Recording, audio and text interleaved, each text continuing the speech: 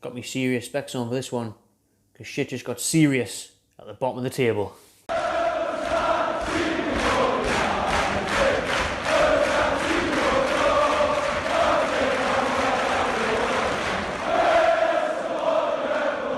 Buongiorno everyone, welcome to the new weekly show every Monday, bringing you the relegation roundup. Who's going to beat the drop?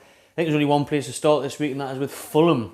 The question in the episode 1 was, can Fulham close the gap? Yes, they can. Yes, they absolutely can. That's the answer to that one, because they proved that very strongly in this set of fixtures this weekend. We'll breeze through Wednesday and Thursday night, actually. We'll look at Fulham first, and we'll go on to, obviously, Burnley, Brighton, Newcastle and West Brom. Don't want to talk about Newcastle too much. There's enough on the channel of that already. And then we'll look at the table at the end after discussing the results. So, Fulham, harshly done by with Fulham. We'll just bring it up here again on Thursday night. Getting beat at home to Tottenham, but obviously they got absolutely done over by that handball decision where Maja's goal was ruled out. That would have took them obviously 1-1, and then, to be fair, they might have pushed on for a winner there. They deserved something like that game. They were unlucky. They obviously got beat 1-0, didn't get any points on the board there, but like I say, should have probably at least got one due to that George Maja decision of ruling out his goal for handball, which they then changed the rule less than 24 hours later, so you'd be absolutely raging about that. Imagine the amount of excuses Bruce would have had. Oh, I've started mentioning Newcastle already. But imagine the amount of excuses Bruce would have had if that was the crack. Parker got on with it and inevitably went to Anfield yesterday after the Newcastle and West Brom game and got a massive 3 points away to the champions. Liverpool aren't doing great at the moment. I think that's a 6th in a row they've lost at home. They haven't won in about 8 or 9 games at Anfield, which is unbelievable considering they went years undefeated. And I know they've got injuries and that, but even with that front three that's just not firing at the minute. Something going on behind the scenes surely at Liverpool for this amount of consecutive defeats and the manner of them, and just not looking a threat at all. Fulham deserved their win. Went 1-0 up at half time. Secured the package. Secured the 3 points, got the job done, and fair play to them, and fair play to Scott Parker. The difference in manager and philosophy of the clubs there, it showed, Scott Parker taking his Fulham side to the champions, going to Anfield, normally one of the hardest places to go, not in recent months, but still, I bet you, if that was Newcastle, there's no way we would have went there and won 1-0, absolutely not. Bruce would have bottled it, just like he bottled the West Brom game, which we'll get into soon, but he went to Anfield, Parker, and took his Fulham side there with the intention of winning, attacking to win, not like us, not like another teams may do, bottle it and shut up shop. He went there fully committed to getting 3 points and he got it. And fair play to them, got it, and we'll look at the table soon, but that was a huge boost to them, and they have closed the gap now and they've put themselves in real contention to get out of the mix. Switch over to Burnley now, and if you watched episode 1, I was quite right actually with these predictions, to be fair. I said Burnley would get a point against Leicester. That they did on Wednesday night, 1-1 at Turf Moor. So that was a decent point for them, I think. And then Saturday lunchtime, they got a 1-1 against Arsenal at Turf Moor, courtesy of Granit Xhaka, an absolute stinker from Xhaka, giving the ball away. Xhaka must have had Chris Wood next goal scorer on. Cheeky in-play betting, £200. Chris Wood next goal, he literally passes it to him, hits off his knee, goes in. Unbelievable scenes at Turf Moor, and a brilliant point that for Burnley. Again, a decent week for them, an undefeated week, 2 points on the board. But you look at it like that and it's still very tight down there. Like I say, we get the table at the minute, that's how tight it is, but they'll be fancy. They're just quietly going about edging away, Burnley, and for me, I said last week I want Burnley to go down, I fancied them, but I did tip them to get a point against Leicester. I didn't think they'd get anything at Arsenal, even though they always make life difficult against Arsenal. They did at the Emirates, they won there this year. Burnley with Dyche, though, they're probably going to just do enough on it. They are that team where they're going to grind out results like that, and they're going to do enough just to get over the line. I think the way we're playing Newcastle, and even Brighton without scoring goals, it's good. Fulham are still in the bottom 3, like I say, we'll have a look in a minute, but you think Burnley, every year, they seem to get out of trouble. Some years quite comfortably. Dyche has had some good seasons there, but now they know how to do the job. They know how to be tough to beat. They know how to get points on the board. They'll probably be enough to stay out, but it is still tight at the bottom. Like I said, we'll have a look soon. Next place to go, unfortunately, is the Hawthorns, and that was Newcastle West Brom. Also quickly touch on West Brom, actually. They were beaten at the Hawthorns on Thursday night against Everton. They didn't manage to get a result there. They would have been looking at that one to really kick on, and then the momentum they would have took into the game against us on Sunday would have been huge, but they couldn't get a goal or a win there, and they didn't get a goal or a win against us, either 0-0 that played out between West Brom and Newcastle. But quickly back to Thursday night, I'm not sure how the game unfolded, I didn't watch it, but I heard that they were harshly done by a VAR decision as well in the closing stages, which would have been a decent point. At least it was a point on the ball for them against an Everton side in form. They didn't get that. And then yesterday it was just a tale of two absolutely lifting teams. Absolutely disgusting game, and it was one of the worst games I've ever seen in my life, Newcastle West Brom yesterday. Sunday League snooze fest, as we called it in the review, and it really was. Neither team with any quality, neither team wanting to win, neither team doing anything. Both teams deserve to be where they are. It was just an awful, awful game. And I'm really a Newcastle fan for Bruce bottling it and not going to West Brom and attacking them and trying to get the win, and then you see what Parker's Fulham did at Liverpool. It's just ridiculous, man. And like, Bruce is going to blame the injuries, but it's just not good enough. He didn't play a striker. No Gale, no Carroll, no Murphy, no Ritchie to provide crosses or anything. You know, it's just an absolute disaster. Boring, ugly game, as you'd expect between two boring, ugly, old, useless managers. Shouldn't be in the game anymore. And then West Brom fans will probably feel the same. They're thinking, look at how bad Newcastle are, and they needed to win yesterday. For me now, West Brom are down. West Brom are done. They're 20th Sheffield United. They got a good win the other night, actually, against Villa, I think it was, and then they got beat off Southampton at home. But Sheffield United have gone, and I think West Brom are gone now as well. I would say West Brom needed to get 4 points from Everton and Newcastle, and they only got two. They only got one, sorry, they got beat off Everton, so they only got one.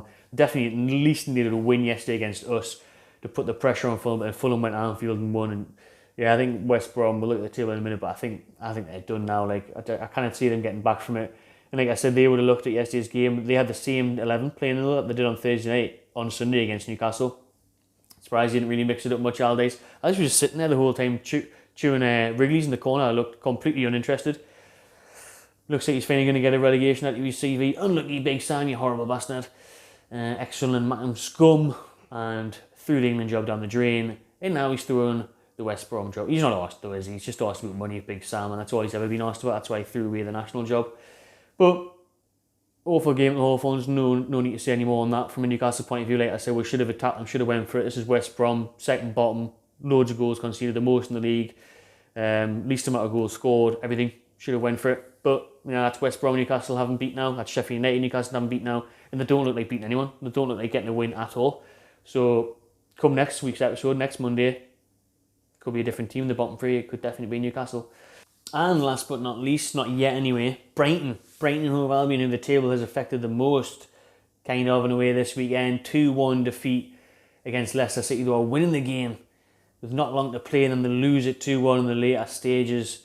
They'll be good with that.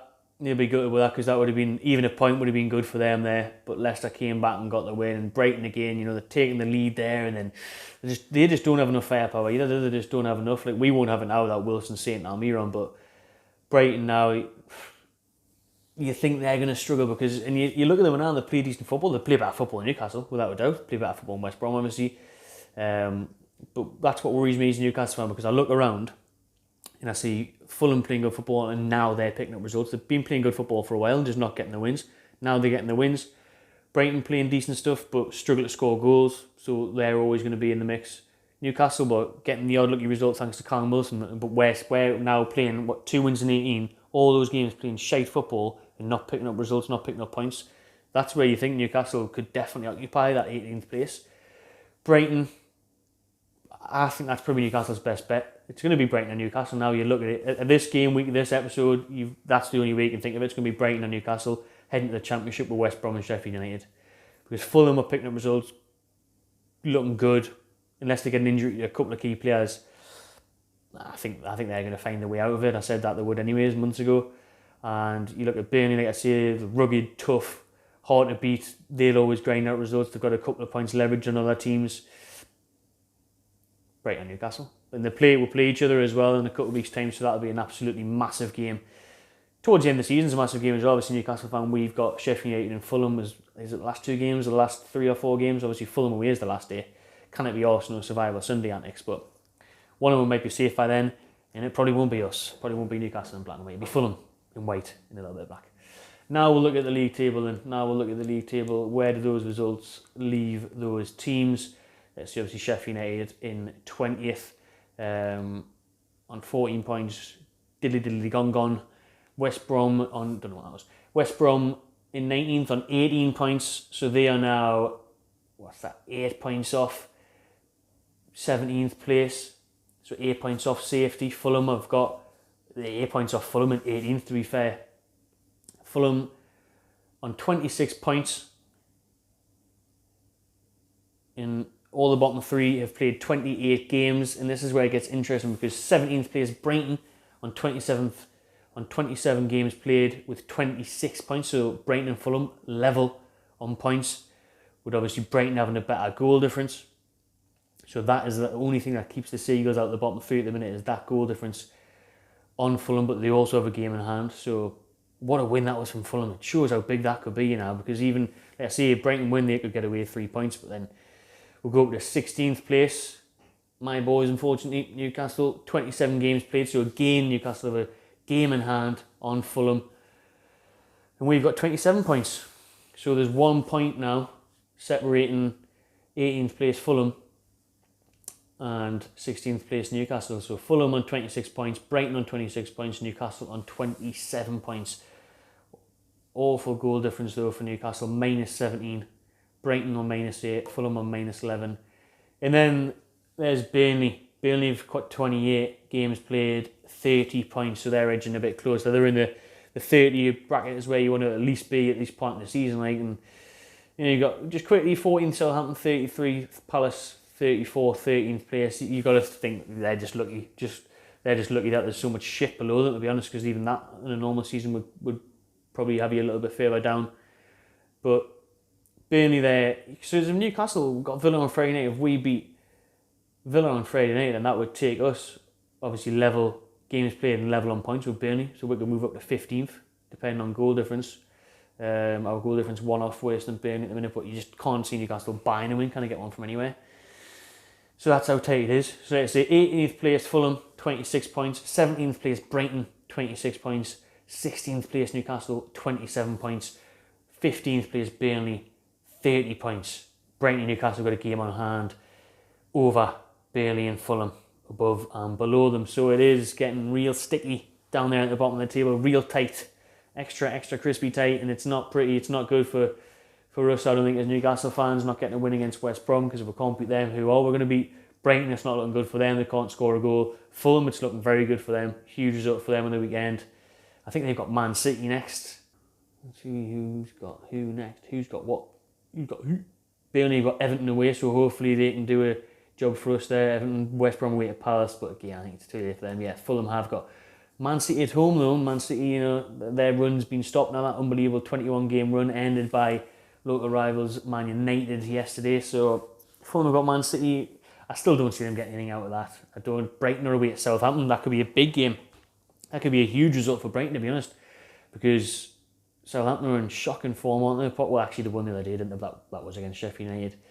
But, you know, Brighton will be looking at that thinking might be able to nick something, even a point maybe. Because I see Newcastle Villa, we've got a terrible record against Villa, really, as far as I can remember. It's always a boring draw. So, some tough games there. Let's hope Fulham didn't get anything for Newcastle's sake, and then Brighton could get something. I don't think Burnley will get something. It's going to get tighter. It's only going to get tighter because thankfully Fulham, I don't think, have a winnable game there, whereas they could have got to sell out the bottom three. If Fulham didn't have Man City, I'd fancy them, even the way they're playing, to maybe pick up a result, but you wouldn't imagine Fulham being at the bottom three next weekend, so maybe it will stay the same for now next Monday. Let us know, will it? Let us know what your thoughts are after this weekend's results, how the table stands, and how you feel heading into next weekend's fixtures. Cheers for watching, everyone. Subscribe to my channel TV and enjoy yourself.